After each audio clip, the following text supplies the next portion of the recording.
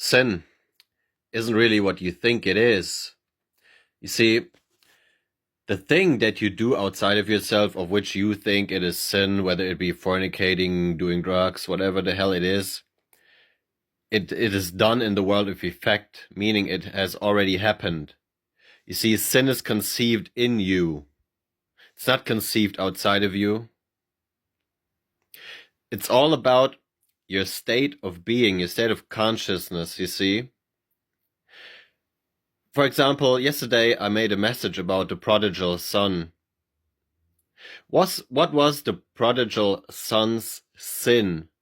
You might be tempted to say his sin was going out there and fornicating, lusting after temporary pleasures, temporary feelings, emotions, or harlots, you see. But the sin was thinking that there was something outside of the house of God, outside of the nature or the being of love. He thought there was something outside of God's loving nature in which he was dwelling, you see. I'll give you an example. You might be saying that stealing is a sin. Somebody goes and he starts to steal stuff, right? That's not the sin. The sin is that he conceived within himself before he ever laid his hands on any items of anybody else to steal them. The sin was, I am lacking. That is the sin. That is the error thought in your mind, you see? Do you see how you cursed God? You lied about God? God's name is I am, right? I am doesn't lack anything. He is abundance, you see. You should have prayed, I am abundance, and remained in that loving nature in the house of God, you see. It's all about you remaining in a peaceful, loving state. Period. And when you do that, you can't sin. You can't have error thoughts, you see. Christ said, I am the vine, you are the branches. Imagine a vine, you see. That vine is Christ. Christ's name means I am salvation. The salvation is I am. I am is God's name. Name means nature. God's nature is love, right? So love is the salvation or the savior. Love, or a loving awareness of being, a loving state of consciousness, a peaceful state of consciousness, is Christ. So if you are a branch who was plucked into that vine, and you leave that state of being within you, you see, you're starting to sin. You are not thinking to yourself anymore and feeling and remaining in the being of I am loved, I am peaceful, I am joyful, I am satisfied, I am the source of all good things, you see. You are turning away from that. You are sinning through an error thought. You are turning away to I am poor, I am lacking, I am stupid, I am worthless. Do you see how you are cursing God? Now you are turning away from the house of God, from the nature of love. You see? That is your sin. Long before you decided to go out and fornicate with that woman, you sinned in your mind. You see, the sin was conceived in your mind. What was that sin? I am not satisfied. Isn't that why? If you thought to yourself, if you prayed within yourself, I am satisfied. If you thought and felt it in your heart, because as a man thinketh, and because as a man thinks in his heart, so is he.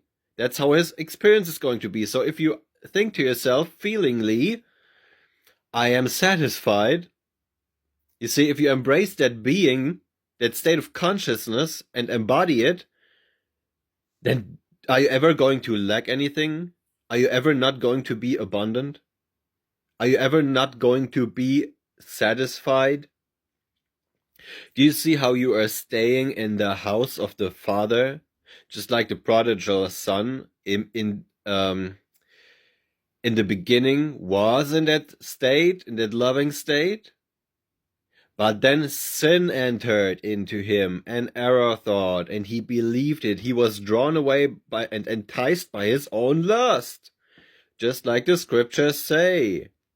You see, his feelings enticed him, his Eve enticed him, his emotions. You see, your wife or Eve is your emotions, your feelings. Your wife is what entices you. Your feelings is what entices you to leave your state of being. Mind you, this applies to both men and women, since we both have feelings, right? Didn't Eve look at that fruit? At that information, by the way? That's what that means. And she thought to herself, isn't there something that is interesting about this fruit, this information that I can make myself one with? It seems like it will give me some wisdom, you see, some knowledge that I don't have yet. You see? Now, your feelings, or Eve, give to her husband your thoughts. Your Adam, the man, you see? And now the strong man of the house is bound. You see?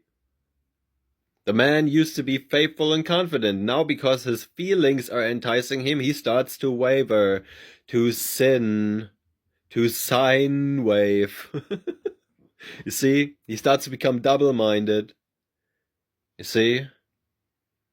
And that causes him, in the end, to leave the house. To leave the house of God, the being or the nature of love, you see?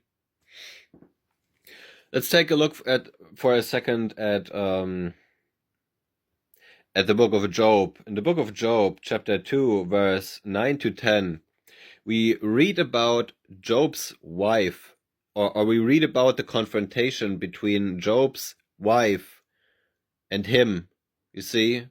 That's, by the way, something that is happening internally in you. You see, there's this confrontation between your thoughts and your feelings, your husband and your wife in you. Let's read. Then said his wife unto him, if you're unfamiliar with the story of Job, Job lost all of his belongings, basically all of his family was killed. He lost all of his cattle, all of his belongings, right? Now his wife is coming to him, and she says, do you still retain your integrity? Curse God and die. What does that mean? First of all, we know that it is his feelings talking to himself, to his thoughts, you see?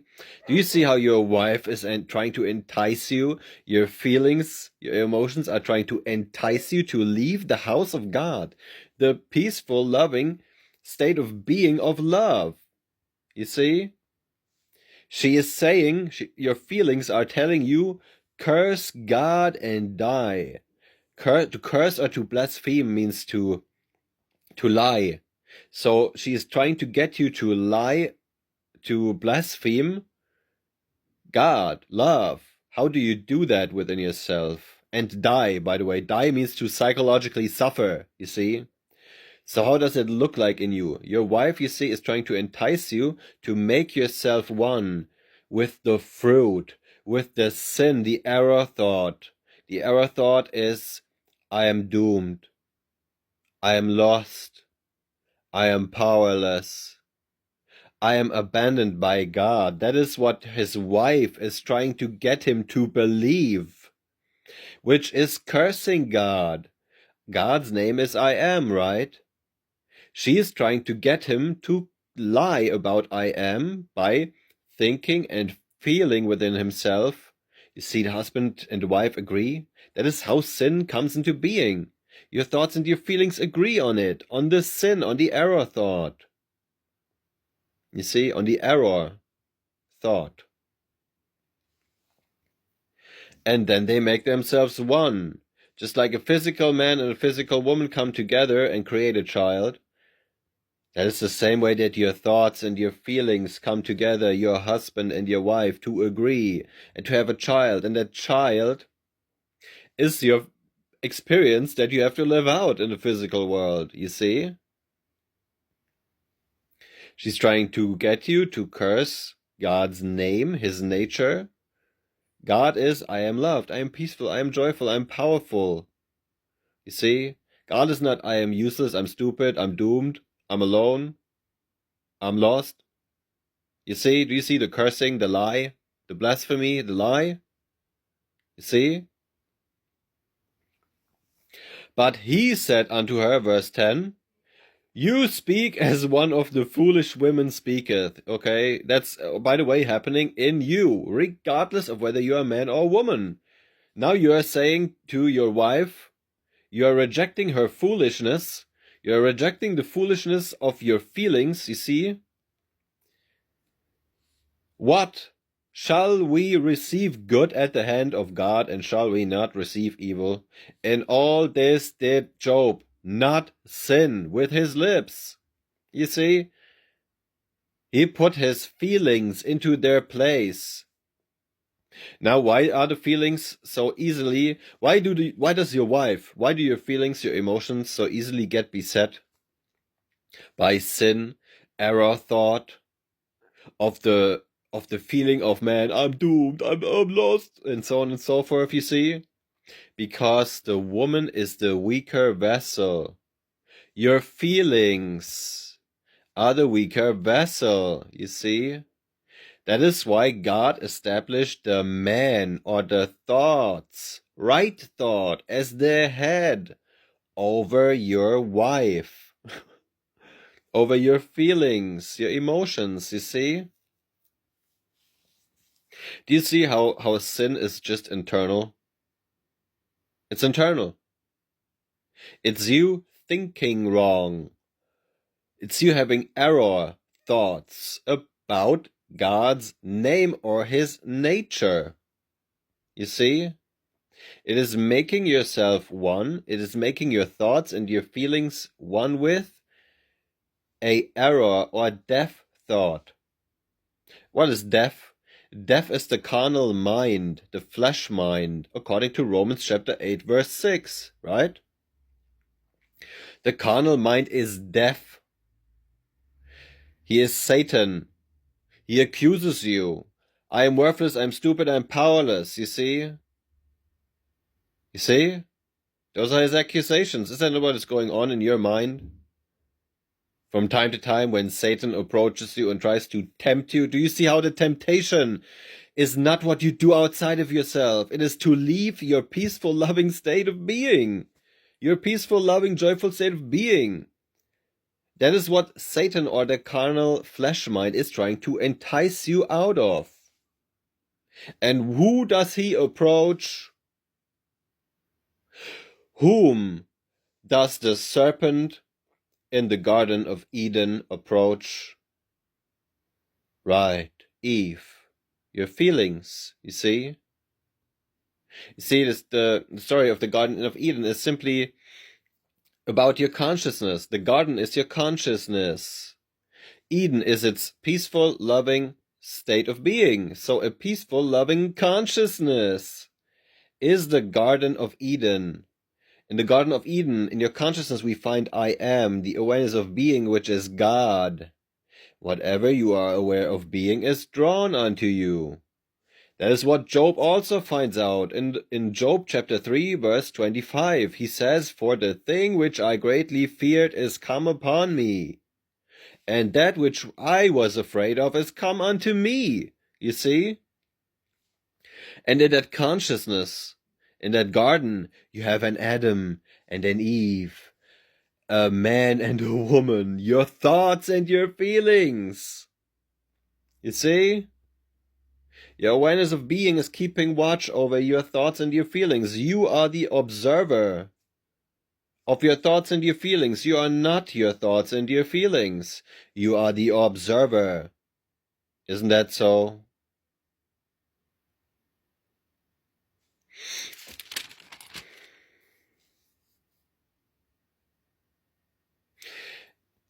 As I said before, I'm going to repeat it one more time. Sin is not what you do outside of yourself.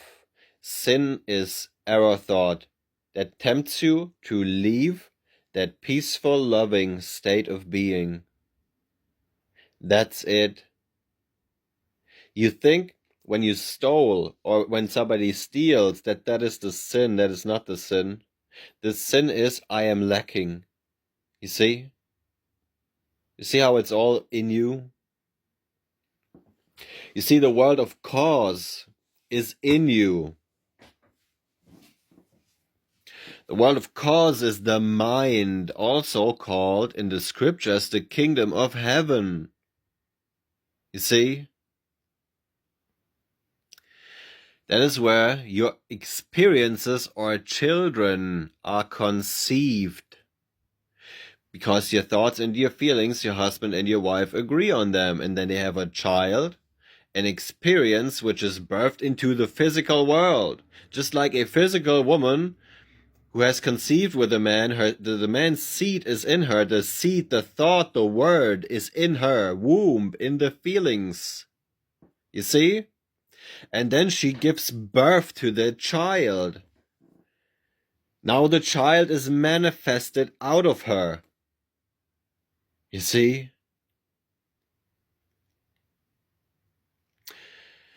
Now, mind you, once that woman is pregnant, that child is going to come, right? It's going to be birthed. And there's nothing that you can do to stop it. Even so it is with your inner wife and husband. When you manifest, when you pray with your thoughts and your feelings, you see, that is how God hears you. And He gives you according to what you have conceived within you, what you are aware of being, of what you are. I am aware of being, you see?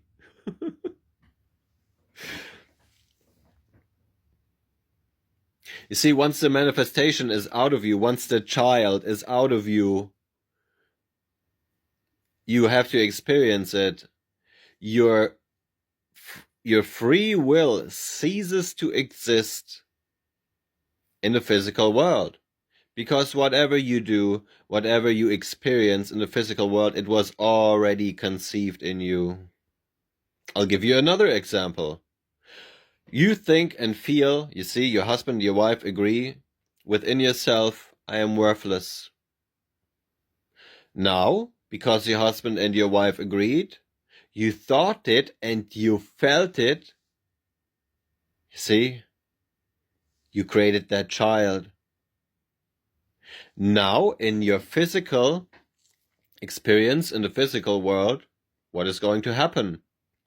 Now, people, experiences, seemingly random happenstances will come into your life, and you will now experience people who come into your life who will make you feel like worthlessness. You see? They will manifest that in your life.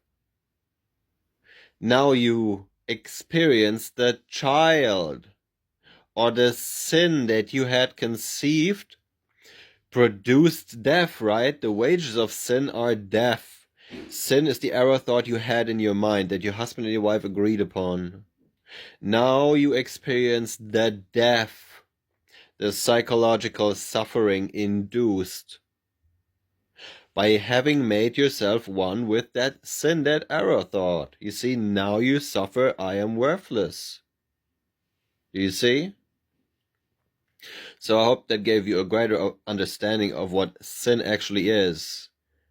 I remind you once more, sin is you making your thoughts and feelings agree on an error thought, on I am worthless, I'm stupid, I'm powerless, I'm unsatisfied, I'm lacking, I'm poor, I'm alone. You see, when you do that, it will be manifested in your life. So why not turn it around, which would be righteousness or right thinking? How would that look? I am loved, I am peaceful, I am joyful, I am abundance, I'm not lacking anything, I'm satisfied. You see, remain and embody that state of being. that loving awareness of being, that loving nature, which is Christ in you. You see? So I hope that gave you a greater understanding. And now you have the tools to just simply turn everything around. You see? The work that you are to do is in you. You are to keep watch over your heart, you see? Because out of the heart are the issues of life. And now you know why.